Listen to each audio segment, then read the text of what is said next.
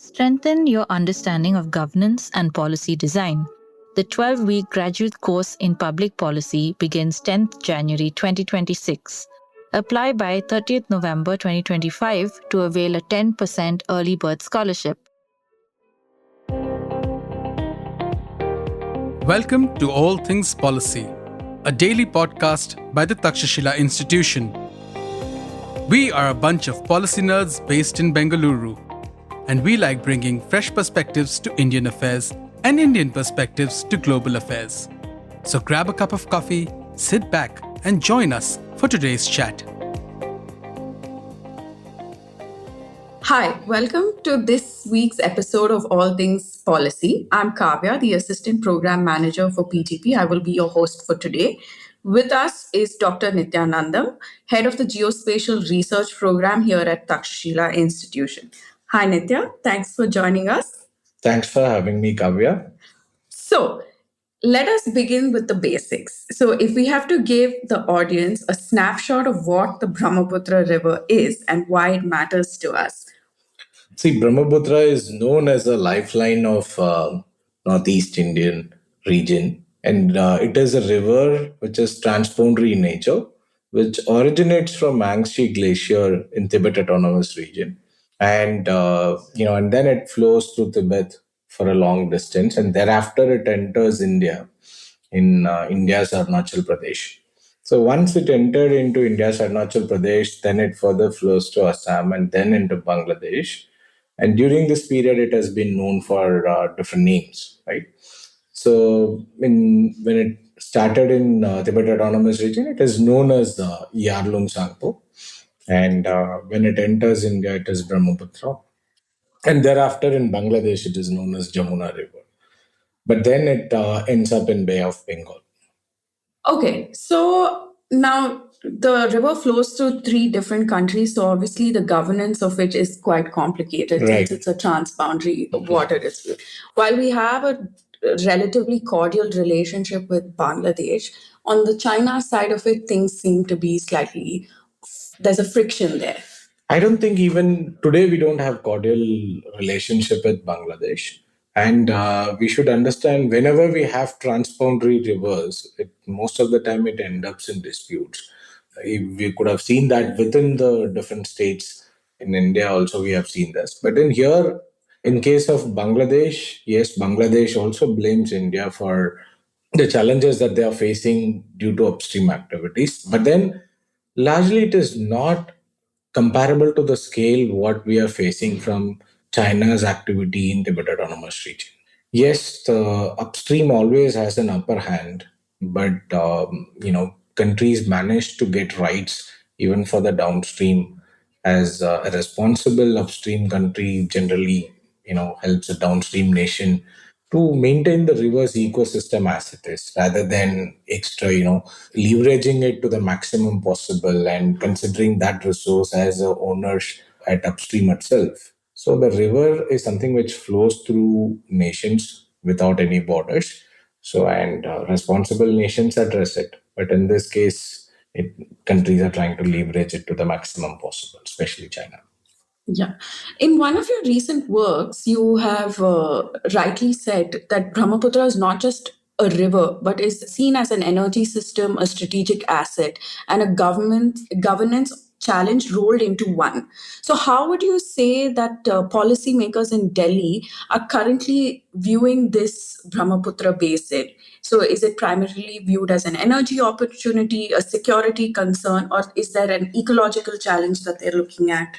See, I think more than what Delhi sees this, and I would start from how China is trying to see this as an opportunity. Well, if you start from Tibet Autonomous Region, initially we have been hearing this not just for the first time that the China is building dam on Tibet. In fact, they have built numerous dams in the stream all across the stream of this river. But then what you can see, in last couple of years is the news about Macadam, which is likely to come very close to Arunachal Pradesh. Now, the question is whether this is an energy project or it's a project which has dual purpose in nature. So possibly both, right? But the question is, one can leverage any form of renewable energy that exists in different parts of Tibet, and why somebody is interested in tapping energy very close to India's boundary. Specifically, when we know that a dam at this scale, at that fragile environment, typically cause impact to its downstream, because there is very less habitants, around that existing proposed dam site. In that case, the impact is not going to be much for the Chinese or Tibetan people over there. But of course, yes, the tribal communities and local peoples will get impact. But when you look at the downstream, you have millions of people dependent on it. So it is necessary for an upstream nation to avoid such kind of constructions, which can hamper downstream people, not just by altering water or disrupting natural ecosystem. This area is also known for disasters, especially natural disasters like earthquake, landslide, and many more. So in this case, any of that incident happens, it will literally, disrupt the construction process. And there is no guarantee that these constructions can withstand all these disasters, right? We have seen in other cases where during the latest earthquakes, when it happened in a relatively bigger scale, the dams were drained out, right? When the dams were drained out in Tibet for an earthquake. So the same thing can happen here. Let's assume this dam is functional, and when that time a disaster happens, if water is released, if a quantum of water is released from it, then it will be a flood on a downstream, right? But the scale in which it is likely to impact is something we can't say at this moment. But at any of this, if you consider any of this point, the dam at this place is not going to help anybody. It's only going to help China in this case. China can leverage energy which can be produced out of it. And second thing, China can use this as a strategic tool against India. And of course, there is a pain for Bangladesh, who is further downstream. But at this moment, Bangladesh isn't putting more pressure on China against this dam. Okay. So I think when it comes to the ecological fallout of this dam, India is first to feel the brunt of it. Right. Okay. So if we can just zoom out for a minute and just discuss what is exactly this dam and what is China building, and what has been India's response to this other than saying, don't build it. Right. So let me divide this into two questions. So what is this dam all about, right? Why it is a concern? As I said earlier, they are building dams all along the stream. But why those are not concern, and why this particular dam building process is a concern? Because of its scale and its location. The world largest dam at present is Three Gorges Dam. And the proposed dam in Medong is going to be, let's say, three times the capacity of the Three Gorges Dam. So if you are building the size of three times the size of existing world largest dam, this is just from the capacity wise, right? But then in reality, it's not going to be in the same size, the three times the size of existing world largest dam, but then the capacity is huge. For building such capacity, which there's nobody has witnessed so far, or no one in the world has built it so far, this is going to be a massive dam, right? And China has been saying this in multiple 5 years plan, and last time they said they will construct it, and now we come to know there's an allocation of fund for this, so which indicates there's a higher chance the things can start. And we also know the groundbreaking ceremony happened in the middle of this year. So, which means there's something likely to happen probably in 2026. We are going to discuss more about the visible changes that we can see due to this construction process. This is about the dam, which is at a scale where humans have not witnessed so far. And as I said earlier, also it is an engineering marvel if it happens, because nobody has tested an hydro dam at this scale. And this is only possible not just because of abundance of water. It is possible because of the different kind of technology that leverages an elevation drop over 2000 meters. And over for a 50-kilometer length, you have an elevation drop of 2000 meters, which is huge. And it's a matter of, you can say, the force which generates is equal to the kind of mass into acceleration. The kind of speed it can generate, that is quite useful for tapping hydropower energy. So this is about the dam, right? So how India sees this, and what are the countermeasures India takes, right? We have been saying we are building a counter dam in Siang and in Arunachal Pradesh. The counter dam, ideally, people say is like, how are we building a dam? But then they are building a dam for 60,000 megawatt. How are we building a dam which is at similar scale or larger scale? We are building a dam around, let's say, 11,000 megawatt or something. But the interesting catch over here is if you just look at the generation capacity again when we compared it with Three Gorges Dam, if you look at it in the same scale, it looks like 1/6 of the size of proposed dam, right? But the hydro dam technology is going to be different. That is run of the river, and this one in Indian side is going to be a reservoir based one. So the idea is to minimize an impact at downstream by the whatever upstream impact happens. This dam should act as a bucket to prevent its impact further downstream. But this is a pretty good idea, right? And the basin size is much bigger than compared to the run of a river project. So technically, it can help us to minimize the impact downstream. But there are challenges in working along with the tribal communities. There are challenges in working along with local communities to take the initiative forward, right? We are unable to kickstart and work actively on this dam building process in this case. So we have a block to proceed on this countermeasure. That is one. The latest update is again for any hydropower project, right? The important thing to consider is how one can take this energy out of this project. Like you can generate as much as energy you want, but if you're not taking it out and if it is carried out without much of loss, that's a big achievement. The first thing is to utilize the energy which is generated out of that place. For that, the ultra high voltage power lines or transmission lines are established by China also.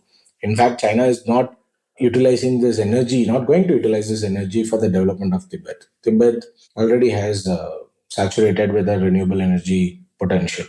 They're going to leverage it for the rest of China. They're going to take it to Shanghai. They're going to take it to Beijing, the different parts of China, where it goes beyond the time zone, where one can leverage its energy potential in faraway place. Similarly, India has also proposed to build this high voltage lines so that they can also use this energy in rest of the India. Why so? Because both India and China agree to reach net neutrality at some stage. China has promised to reach it by 2060 and India has set a target of 2070. For reaching that stage of carbon net neutrality, so basically we need renewable energy for that, for which China is leveraging Yarlung, Sangpo and other hydro projects, where India is planning to do in a different way, not just Upper Siang.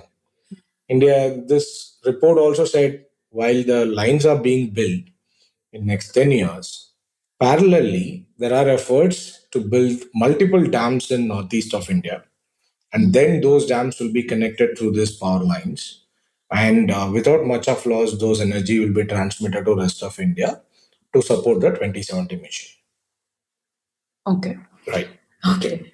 So, like you mentioned, that around this Brahmaputra debate, one of India's biggest challenges that it's facing are internal also. It's not like it is, it's only the transboundary bit of it, but internally also there has been resistance to this building of such a large scale hydropower project. So, what are the main ecological and social risks of such a project in this basin?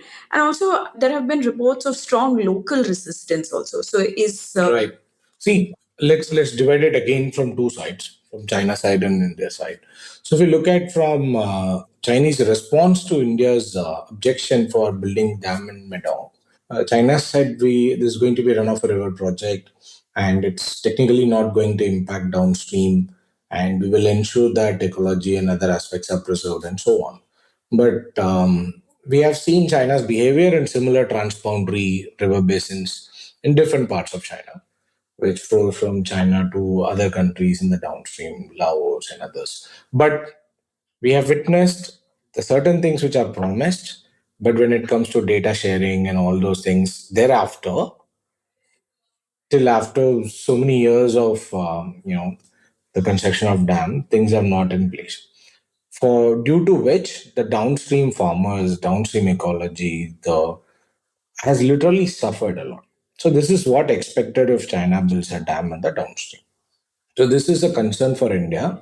Not just China is trying to act this, possibly use this resource as a threat for Northeast India, but it can also impact the species in downstream, the farmers who are dependent on a particular pattern, a lot of other things, right? So that is a concern for India if a dam is built in Medown. Whereas in other case, while we have said all these years, any dam construction project at whatever measures can be taken, but then it will definitely impact downstream, right?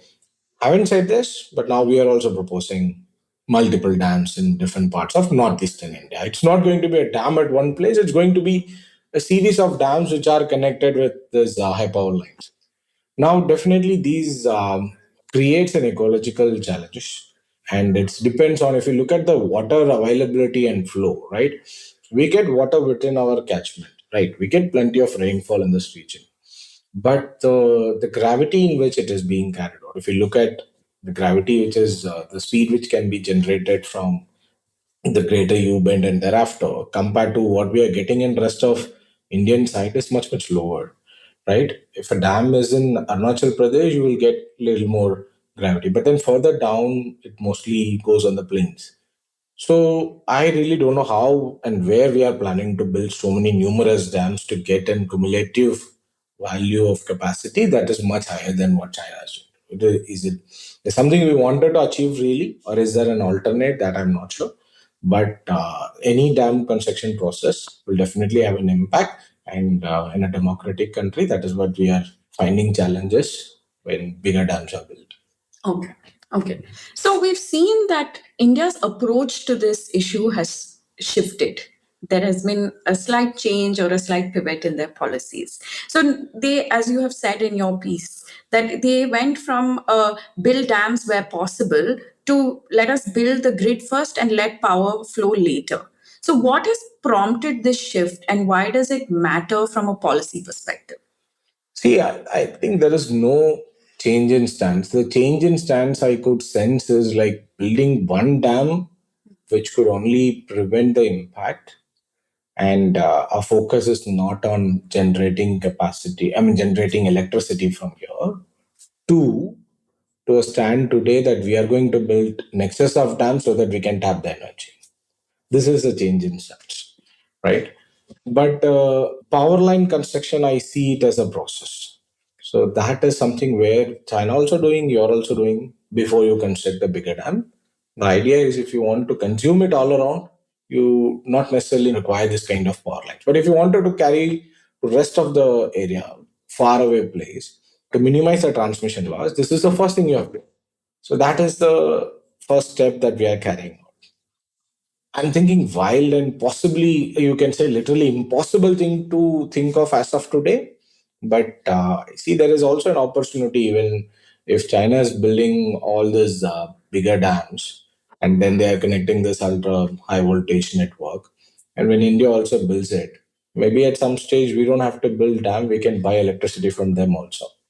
For that, at least you need to have this grid. So I see it as a good step in that way.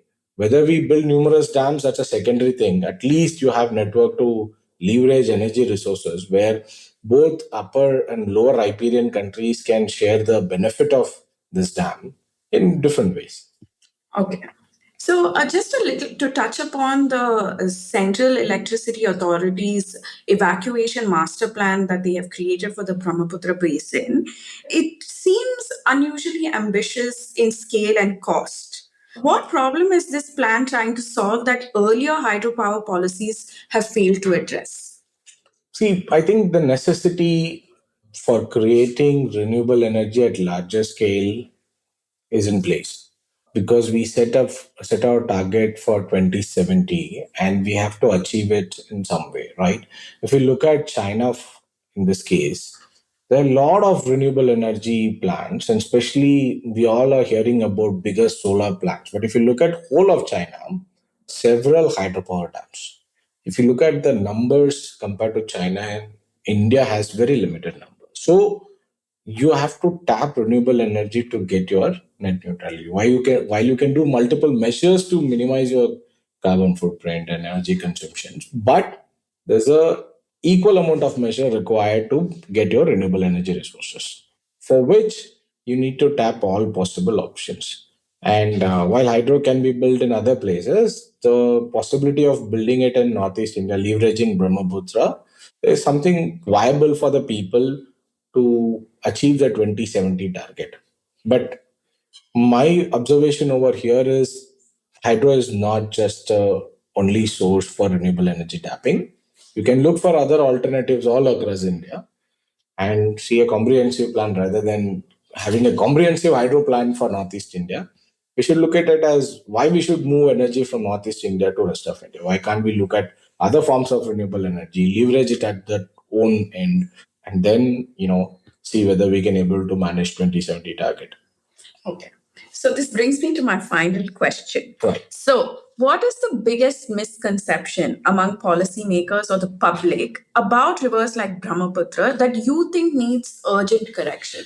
See, I think we could have addressed this in a better way, possibly years before, because over these years we have, in my understanding, we have left it because we feel 80%, 85% of water in Brahmaputra basin at the end is generally collected in catchments within Indian region.